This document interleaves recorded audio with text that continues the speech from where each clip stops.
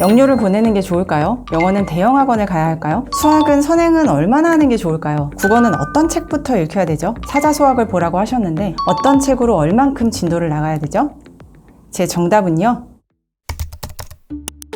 안녕하세요, 분당 안쌤입니다. 혹시 첫 아이의 초등맘이신가요? 미리 말씀드릴게요. 그렇다면 오늘 이야기가 상당히 불편하실 수 있습니다. 하지만 불편함을 참고 끝까지 들어보세요. 불편한 과정만 잘 넘기시면 분명히 많은 도움이 되실 겁니다. 오늘 영상은 제가 좀 고민을 많이 하다가 용기를 내어서 찍는 영상입니다. 생각이 다른 분들은 내용이 좀 불편하실 수도 있을 것 같아서요. 욕은 일상에서도 늘 들어가지고 제가 욕을 듣는 건 상관이 없는데 혹시 제가 하는 말들이 누군가에게 상처가 될까 싶어서 그 부분이 걱정되는 건 어쩔 수가 없더라고요. 어디까지나 제 개인적인 의견일 뿐더러 이거는 그냥 제 생각이니까 미리 양해 부탁드립니다. 제가 이 영상을 보는 분들을 망하게 하려고 찍는 것도 아니고 상처를 드리려고 찍는 것은 더더욱 아니에요. 들어보시고 생각과 다른 부분은 버리시되 맞는 부분이 있다면 하루라도 좀 빨리 받아들이시면 어떨까 하는 생각이 듭니다. 자, 누가 제게 초등, 중등, 고등 중에 어떤 학부모님이 가장 두려운지를 묻는다면 저는 1초도 망설이지 않고 대답을 할 거예요. 단연코 초등 학부모님이라고요. 고3 학부모님들보다 초1 학부모님들이 대하기가 훨씬 힘들어요. 첫 아이라면은 더 말할 것도 없고 어디서부터 어떻게 말을 꺼내야 좋을지 무엇부터 말씀을 드려야 할지도 막막할 뿐더러 잘못된 이야기를 너무 많이 알고 계신 상태라 쉽게 말씀드리면 손을 쓸 수 없다는 무력감마저 느낄 때도 많아요. 저희는 대입학원이다 보니까 초등 부모님들을 학원에서 뵐 일이 없는데 이런저런 경로를 통해서 개인적으로 참 많이 연락이 오거든요. 거절하기 힘든 경우도 있고요. 어쩔 수 없는 상황으로 뵙게 되면 제가 진땀을 엄청 흘려요. 자, 제가 초등맘이 두려운 이유를 구체적으로 말씀드리겠습니다. 그리고 제가 생각하는 초등의 올바른 방향도 함께 말씀을 드릴게요. 1.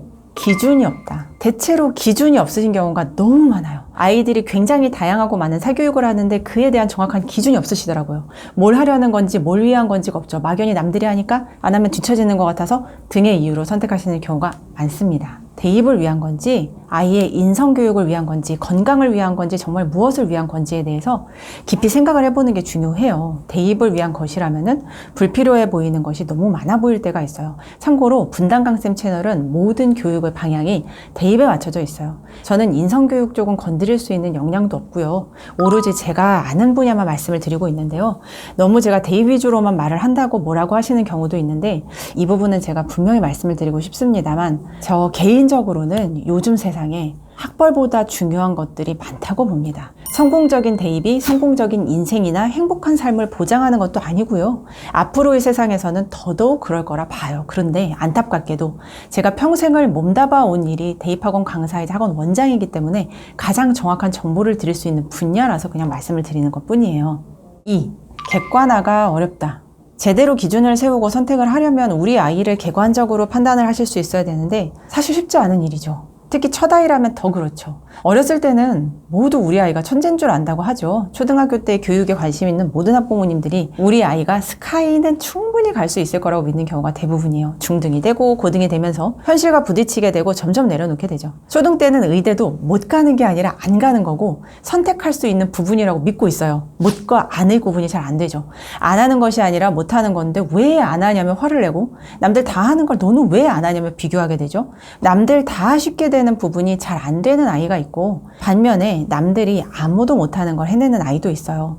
안 하는 건지 못하는 건지 아이를 잘 보고 판단을 하시면 좋을 것 같습니다. 남들 다 하는 것을 우르르 해서 경쟁력이 생기는 건 아니에요. 우리 아이를 정확하게 판단을 해서 잘하는 부분은 더 잘할 수 있도록 이끌어주고 후에 문제가 생길 만한 부분들을 최대한 없애주는 게 무엇보다 필요합니다. 그러려면은 잘하는 부분 또 못하는 부분에 대해서 정확하게 파악할 필요가 있죠. 3. 무서운 카더라 통신.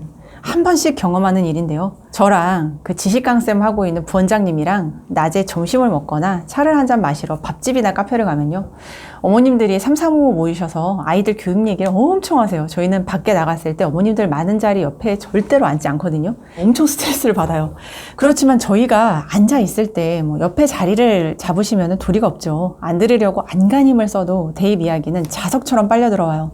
저희들이 대화를 막 하다가 어느새 정신을 차려보면은 저희 대화를 멈추고 저희가 그 이야기를 막 듣고 있어요.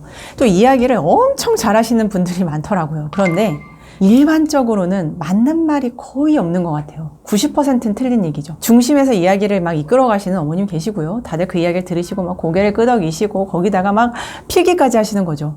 야, 이거 진짜 어찌해야 되나 막 싶은데요. 그렇다고 껴들어서 그거 아니에요 막 할 수도 없고, 뭘 그렇게 들으신 건지 뭔가 들으신 게 너무 많아요. 누가 이걸 해서 성공했다더라, 요즘에 이건 안 하면 큰일 난다더라, 나중에 하면 늦는다더라 등등등등. 그런 말은 도대체 누가 만들어내는지 진짜 궁금한데, 마케팅이라면은 가서 배워야 하는 마케팅 같긴 합니다. 그런데 혹시 아세요? 제가 교육시장에 20년간 몸담으면서 느낀 거는요, 교육시장에도 유행이 있다는 거예요. 그 당시에는 마치 그 학원을 안 다니면 큰일이 날 것처럼, 그 교육을 안 받으면 안 될 것처럼 생각이 됩니다. 한때는 엄청 잘 나가다가 몇 년 만에 빠르게 망한 학원도 많죠. 그러면은 사실 몇 년 만에 망할 곳을 안 다니면 큰일 난다면서 다 다녔던 건 거거든요. 제가 보면은 저도 여기서 밥을 먹고 살면서 할 말은 아니죠. 근데 사교육 시장 제가 가만히 보면 가스라이팅 전문 집단 같아요. 끊임없이 의심과 불신을 심고 상대를 위하는 듯하지만 속내에 숨겨진 진실 따로 있고, 같은 선에 없으면 격렬하게 비난하면서 낙인을 찍어버리고, 불안감 조성해서 세뇌하고 어떻게든 통제를 하려고 하죠. 여기에 당해서 여기서 1년 저기서 6개월 막 돌아다니다 보면 남은 것이 없어요. 몇 년만 지나서 돌아봐도 진짜 부질없는 시간 낭비, 돈 낭비인 경우가 많죠. 시간 낭비, 돈 낭비로만 끝나도 좋은데 부부 사이에 갈등이 생기고 자식과의 갈등이 생겨서 심각한 상처로 남기도 하죠. 또 왜 이렇게 전문가라는 분들이 많은 건지, 무엇에 대한 전문가인지 모르겠는데 제 기준에서는 대입을 하면 절대로 저렇게 말하면 안 될 게 막 눈에 보이는데, 진짜 전문가가 맞는가 싶기도 하고요. 정작 대입과는 점점 멀어지는 방향으로 가죠. 근데 너무 강하게 확신에 차서 말하니까 저도 한 번씩 혼동이 돼요.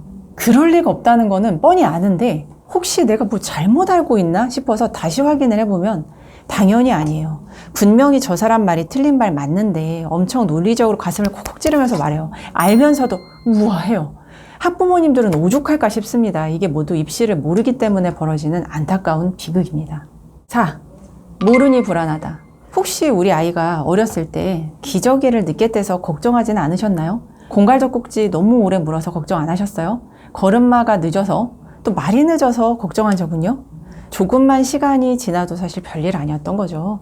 그 어떤 아이도 초등학교 입학하면서 기저귀 차고 오거나 젖꼭지를 물고 들어오는 것도 아닌데 좀 늦어지면 어떻다고, 그게 뭐라고 그 당시에 엄청 큰 문제로 느껴지죠. 대입하는 입장에서 바라보면은 초등도 비슷해요. 별일이 아닌데 크게 생각을 하고 어떻게든 무엇이든 하려다 보니까 무리하게 되고, 아이를 몰아세우고 사이는 멀어지고 부모님들 스스로 자책을 하고 막 악순환의 반복이에요.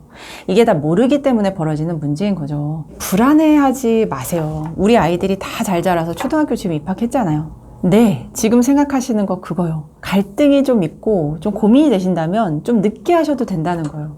큰 문제 안 생깁니다. 오, 물귀신 작전에 속는다. 혹시 이런 말 들어보셨어요? 정말 어쩌라고 그래. 땡땡 엄마 그러다 큰일 나. 나중에 커서 애한테 원망 들어. 애가 하기 싫어도 어떻게든 시켜야지. 나중에 절대 못 쫓아가. 등등등. 제가 옆에서 보면 참 흔히들 하시고 흔히들 들으시는 말씀들 같은데요. 이 부분에 대해서 제가 깊이 고민해 본 적이 많이 있어요. 어떻게 남의 일에 대해서 저토록 쉽게 얘기를 하지? 그 집 상황에 대해서 잘 모르는데 정말 주변 엄마들은 우리 아이가 너무나 걱정이 되어서 이런 말씀들을 하시는 걸까요? 우리 아이가 자신의 아이보다 더 잘 되길 바랄까요? 제가 볼 때는 정말 그것이 맞다고 생각해서 권하시는 경우도 물론 있고 많아요. 그런데 본인도 반신반의하면서 권하는 경우가 정말 많다고 봅니다. 우리 아이도 했고 시간도 노력도 투자를 어마무시하게 했으니까 이 방법은 그냥 무조건 맞아야 되는 거예요. 자기 자신을 세뇌시키고 타인에게 강요하면서 정말 이 방법이 맞았다고 스스로 확신을 얻기도 하는 거예요. 물귀신 작전이죠. 나도 했으니까 너도 해야만 해. 그리고 나에게 확신을 더해줘.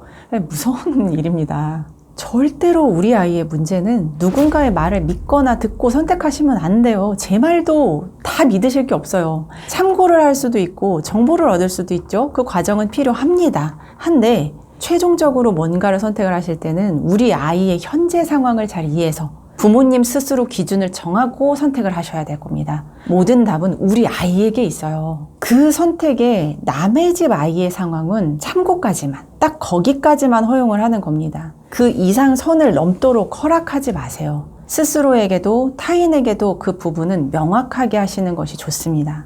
6. 꿈을 강요한다. 제가 가장 가슴이 답답할 때가 초등학교 1학년, 2학년인데요. 우리 아이는 의대를 갈 예정인데 이렇게 시작을 하시는 경우가 있어요. 물론 초등학교 1학년 아이가 의사가 되겠다고 마음먹을 수 있죠. 근데 아직은 의사가 되기 위해서 어떤 과정을 거쳐야 하는지를 아이가 정확하게 모르는 상태에서 나오는 말일 테니까 일반적으로 부모님의 계획일 가능성이 높죠. 입장 바꾸어서 볼게요. 이럴 때 어쩌시겠어요? 어느 날 누군가 갑자기 와서 당신의 미래는 화가입니다. 지금부터 무조건 하루에 그림을 10시간씩 그리십시오. 당신을 위해서 하는 말입니다. 하면 어쩌시겠어요?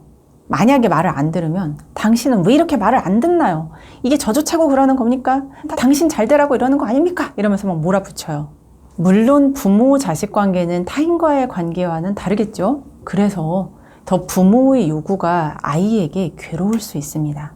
물론 애초에 재능이 그림에 있고 즐겁게 할 수도 있습니다. 하지만 아닌 경우라면은 이런 지옥이 없을 거예요. 부모의 역할에 여러 가지가 있어요. 근데 아이를 잘 관찰하고 뭘 잘하는지 뭘 어려워하는지를 잘 판단하는 게 저는 가장 기본적인 역할 중에 하나라고 봅니다. 때로는 판단이 서지 않아서 더 자세히 관찰하기 위해 시간을 들여야 할 때도 있고요. 때로는 아이가 변화하는 과정에서 여러 힘든 상황을 그저 지켜봐 주어야 될 때도 있을 거예요. 부모가 해줄 수 있는 게 있고 아이가 스스로 해나가야 하는 부분이 있으니까요. 꿈을 함께 찾아주고 지지하고 응원해줄 수 있는데 그걸 부모님이 결정하고 강요할 권리가 없는 겁니다. 내가 강요받지 않기를 원하는 거라면 우리 아이에게도 강요를 하면 안 되겠죠. 자, 오늘은 제가 생각하는 초등맘들의 문제에 대해서 생각을 해보는 시간이었어요. 맨 앞에 제가 드렸던 여러 가지 질문에 대한 답은 사실 딱 3가지로 답해드릴 수가 있습니다. 첫 번째로 대입을 알아야 합니다. 두 번째로 우리 아이를 객관적으로 판단해야 하고요. 세 번째로 아이 상황에 맞게 스스로 결정하셔야 된다는 것입니다. 아무리 유명한 입시 컨설턴트도 우리 아이의 모든 스토리 절대 알 수 없어요. 결국 모든 것들은 스스로 선택을 하는 겁니다. 네, 압니다. 누구나 모르는 게 있고요. 어떻게 해야 할지 몰라 힘든 때가 있죠. 마음이 없는 게 아니라 방향과 정보가 없을 수도 있었을 겁니다. 저도 교육이 아닌 부분에 대해서는 마찬가지예요. 아마 저를 사석에서 만나면 진짜 깜짝 놀라실 거예요. 저는 굉장히 허술하고요. 어리버리해요. 누구나 일상으로 하는 간단한 것도 잘 해내지를 못할 때가 허다해요. 아마 지금 제 지인들과 가족들이 이 말에 지금 단체로 웃으면서 고개를 끄덕끄덕 하고 있을 겁니다. 그래서 이 영상의 목적은요, 비난 아니에요. 현재의 상황을 점검해보자는 것이고 잘못된 게 있다면 바꾸고 미래를 더 좋게 만들어 가자는 취지입니다. 지금 아이가 몇 학년이든 늦지 않았어요. 심지어 초등이 아닌 고등이더라도요. 언제나 지금 이 순간이 가장 빠른 순간입니다. 뭘 잘못했는지 이유를 몰라 답답했는데 오늘 그 이유를 알게 됐으면 그것만으로도 내일은 오늘보다 훨씬 더 나아질 수 있다는 겁니다. 오늘은 문제점과 간단한 해결책을 확인해 보았어요. 다음 영상에서는 이 문제들 어떻게 풀지 좀 더 구체적으로 말씀드릴게요. 오늘도 힘든 영상 끝까지 시청해 주셔서 감사합니다. 저는 더 도움이 되는 영상으로 찾아뵙겠습니다. 감사합니다.